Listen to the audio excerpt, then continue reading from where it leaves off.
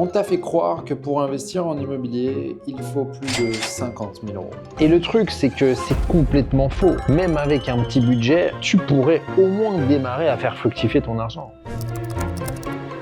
Ton banquier veut te faire croire que c'est compliqué de te faire financer. Mais en réalité, c'est beaucoup plus simple que ce qu'il ne pense. Et pas besoin non plus de devenir entrepreneur du bâtiment pour démarrer. Bon allez, plus sérieusement, dans cette vidéo, je vais te partager comment tu peux investir avec un petit budget. C'est possible et je vais te le prouver en te partageant 6 mises en situation, plus la solution pour te permettre, d'après cette vidéo, démarrer et avancer vers ton indépendance financière. C'est parti. Il existe des moyens pour investir même avec 0 € et donc pas d'apport. Et on va le voir dans cette vidéo, il y a dans certaines situations et certaines possibilités en immobilier qui vous permettent de le faire. Il est clair également qu'avoir un peu d'épargne et être bon gestionnaire financier, savoir épargner de manière récurrente est évidemment une compétence importante pour un bon investisseur. Parce que n'oubliez pas que d'avant de générer des passifs, il y a 2 phases. Il y a 1, la phase d'épargne, 2, la phase d'investissement et puis 3, la phase de « je vis de mes intérêts » grâce à mes investissements. Donc, si tu ne fais jamais la première phase qui est l'épargne, ne crois pas non plus que les résultats vont être miraculeux et que tu vas vivre de tes revenus passifs si tu n'as jamais d'épargne. Mais encore une fois, on va parler de quelques stratégies qui, si tu regardes cette vidéo et que tu n'as vraiment pas d'épargne, pas d'apport, il y a quelques petites choses que tu pourrais faire. Avant de démarrer les différents points que j'aimerais te partager aujourd'hui, j'aimerais te dire que le plus important, c'est d'être en mouvement.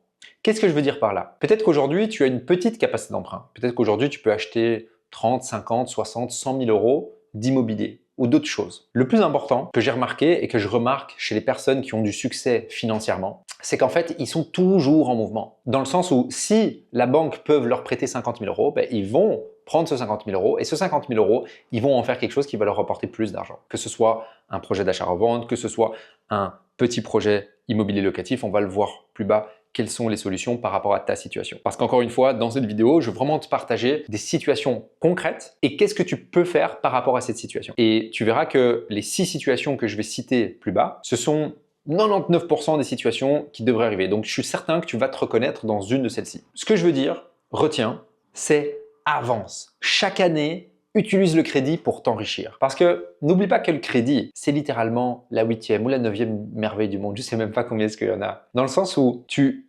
utilises les banques pour avoir de l'argent qui te permet de créer plus d'argent. Donc, tu accélères ta réussite financière. Parce que, je te donne un exemple concret. Moi, aujourd'hui, notre parc immobilier est valorisé à 6 millions d'euros. Il est clair que je n'avais pas 6 millions d'euros sur mon compte en banque et je n'ai pas payé du coup 6 millions d'euros pour avoir ce parc immobilier. J'ai utilisé la banque pour être propriétaire de cet actif. Alors, tu vas me dire, ouais, mais Arnaud, tu n'es pas vraiment propriétaire parce que la banque est propriétaire en partie vu que tu as du crédit. Oui, mais en tant que bon gestionnaire et bon investisseur, à terme, ce parc immobilier sera 100% à moi. Et même si à un moment donné, je veux liquider une unité, au moins j'ai fait travailler mon argent, je récupère de l'argent plus les plus-values, plus le remboursement de capital et cet argent qui a grossi, je l'utilise pour faire quelque chose d'autre. En soi, retiens juste que tu dois utiliser les banques pour faire des crédits et quand tu reçois de l'argent que tu n'avais pas, là tu en fais quelque chose qui va te rapporter plus. Tu le places dans un actif comme l'immobilier et on va voir plusieurs solutions aujourd'hui qui te permettent juste d'accélérer les choses. Parce que si tu attends chaque fois d'épargner, soyons honnêtes, si tu gagnes 2 000 à 3 000 euros par mois, ce qui est en général une fourchette quand on est salarié ou même quand on est gérant d'entreprise ou indépendant, pour épargner 50 000 euros qui te permet de faire un beau projet, il va falloir combien d'années? Tu as ton loyer à payer, tu as tes charges, si tu as des enfants, etc. Tu as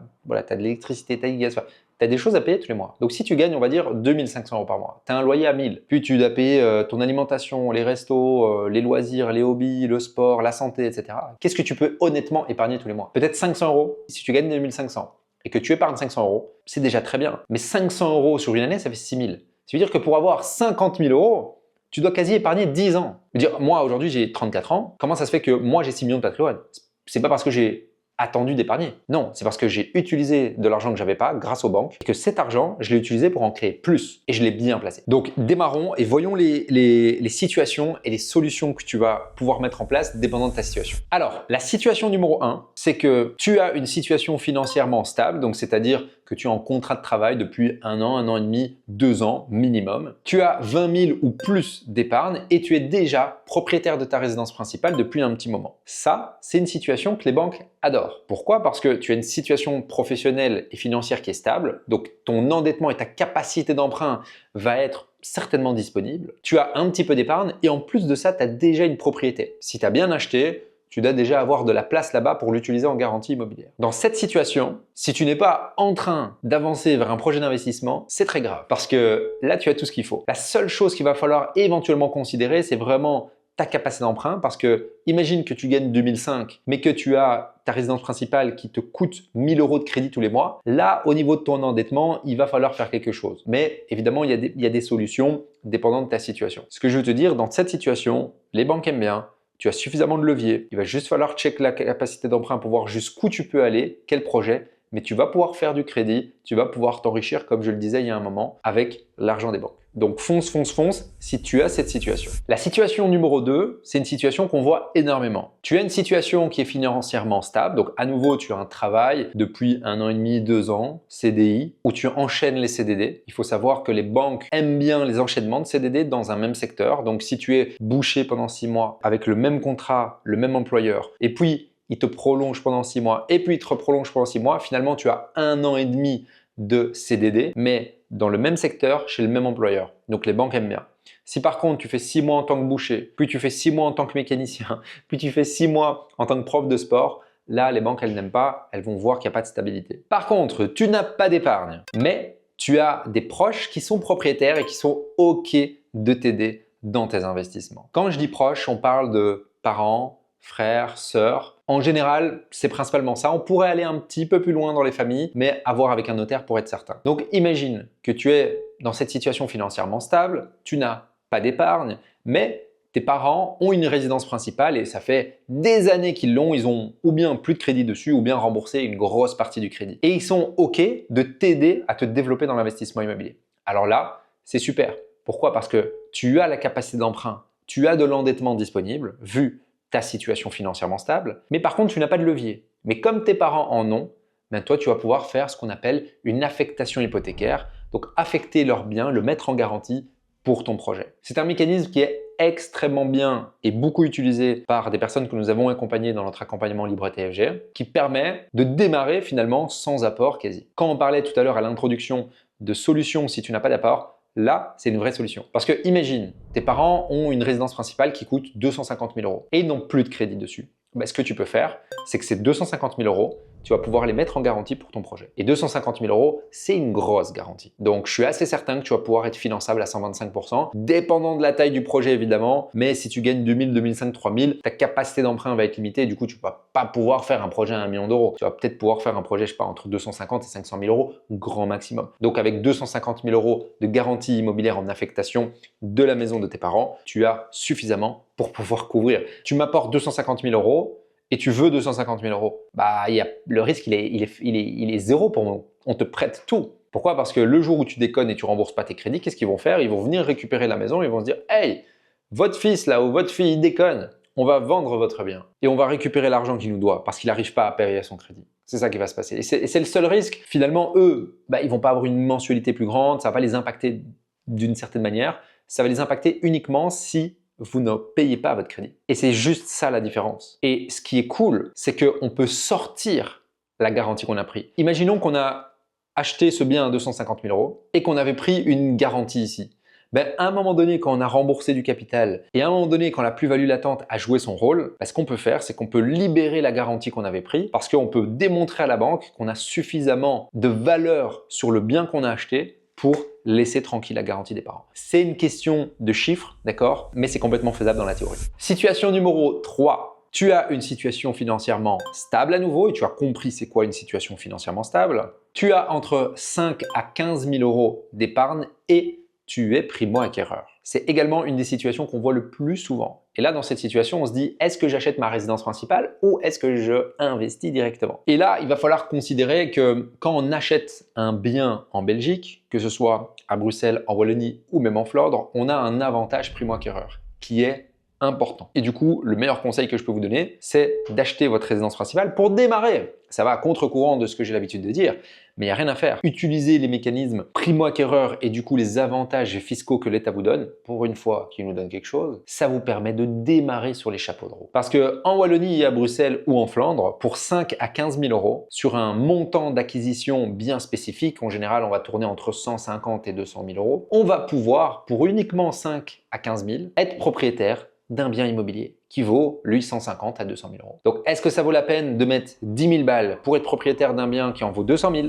Oui, tout à fait. Situation numéro 4. Et là, ça commence à se corser. Tu as une situation financièrement stable à nouveau et zéro épargne. Pas de proches qui sont prêts à mettre en garantie un bien. Il n'y a vraiment aucun levier, rien de disponible. Alors là, c'est dommage parce que tu as de la capacité d'emprunt, tu as de l'endettement qui est prêt à être utilisé, mais tu n'as pas ce levier qui te permet d'avoir l'accessibilité au crédit. Alors là, la meilleure chose que tu peux faire, c'est ce qu'on appelle le mécanisme de l'option croisée. Alors attention, c'est un mécanisme qui est assez avancé et assez agressif, mais en quelques mots, c'est un achat-revente sans banque. Donc en fait, tu vas venir te greffer à un vendeur et lui faire une option d'achat. Imagine, tu lui dis « Hey monsieur le propriétaire, moi je vois votre bien là, je vous le prends, pas je l'achète, je vous le prends à 200 000. Et ce que vous allez faire, vous allez voir une valeur possible qui vous permet de trouver un autre acquéreur à 250. Vous avez créé 50 000 euros. Dans la théorie, c'est exactement ça. Dans la pratique, c'est plus complexe, d'accord? Mais finalement, pour 0 euros, dans certaines situations, tu as la possibilité de générer cette plus-value. Dans certains cas, si tu fais une division, il va falloir faire quelques frais de géomètre. En général, pour une division, c'est 500 euros par unité. Donc imagine que tu achètes un immeuble de 3 unités, que tu le divises et du coup ça te coûte 500, 500, 500, ça te coûte 1500. Est-ce que tu peux trouver 1500 euros pour en générer 50 000?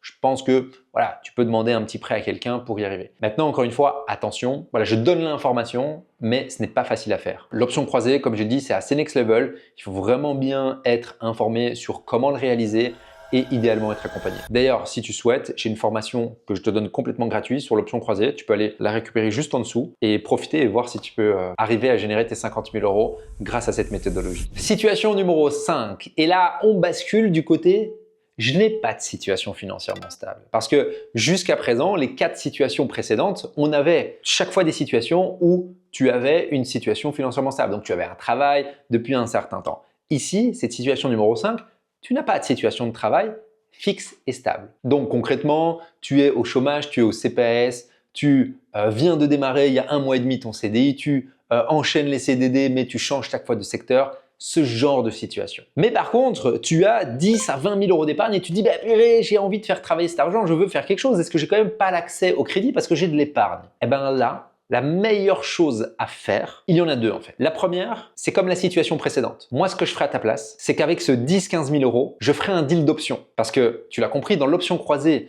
tu viens te greffer mais tu n'achètes pas. Donc, c'est-à-dire que tu n'as pas besoin de passer par la case bancaire. Et comme toi, tu n'es pas bancable, vu que tu n'as pas de situation financièrement stable, grâce à l'option, tu peux générer 50 000 euros. Et là, tu vas me dire, ok Arnaud, ben là maintenant, au lieu d'avoir 10 000 euros, j'en ai 50. Mais j'ai toujours pas de situation financièrement stable. Pas de souci. Ce que tu fais à ce moment-là, tu crées une société immobilière, tu vas devoir payer 1500 euros le comptable pour un plan financier, 1500 euros le notaire pour passer tes actes, ta société est ouverte en 2 semaines. Tu vas devoir injecter entre 20 à 50 000 euros de capitaux dans l'entreprise. C'est pour ça que tu dois faire l'option croisée, c'est pour avoir le capital pour l'injecter dans la société. Comme cela, les banques, tu vas aller les voir. Tu as une société immobilière qui est toute nouvelle. Tu as injecté, on va dire 40 000 euros de fonds en capitaux dans cette société. Tu vas à la KBC, tu vas à la ING, Belfus, peu importe quelle banque. Et tu leur dis « Hey, j'ai un projet immobilier locatif que je veux faire dans ma société qui est toute nouvelle. Voici mon beau plan financier. Voici les capitaux que j'ai injectés. Je vous le promets, la banque vous finance. Si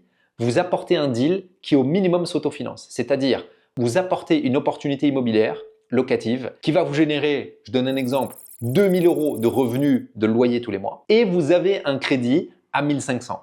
Pourquoi la différence entre 2 000 et 1500? Parce que la banque va venir pondérer. Ils vont pondérer 80%. Donc 80% de 2 000, ça fait 400 euros. Vous allez faire 2 000 moins les 400 euros parce qu'ils enlèvent la pondération. Ça vous fait 1600. Donc vous avez 1600 de revenus locatifs que considère la banque, mais vous avez 1500 euros de besoin en crédit mensuel. Donc la banque, elle se dit « Ok, c'est à 0, parfait. On prête. » C'est aussi simple que ça. Donc c'est pour ça que si tu es dans cette situation, tu fais une option, tu génères 50 000 € de plus-value en 6 à 8 mois, tu récupères l'argent, tu ouvres une société en 2 semaines, tu injectes 40 000 € de capitaux par exemple ou les 50, peu importe parce que tu vas pouvoir les utiliser pour ton deal et là, tu fais un premier deal locatif. Et qu'est-ce que tu fais pour la suite? Parce que tu vas me dire, ok Arnaud, c'est bien, là j'ai pris mes 50 000, j'ai acheté un bien qui me rapporte du cash flow dans ma société, c'est cool. Qu'est-ce qui se passe après?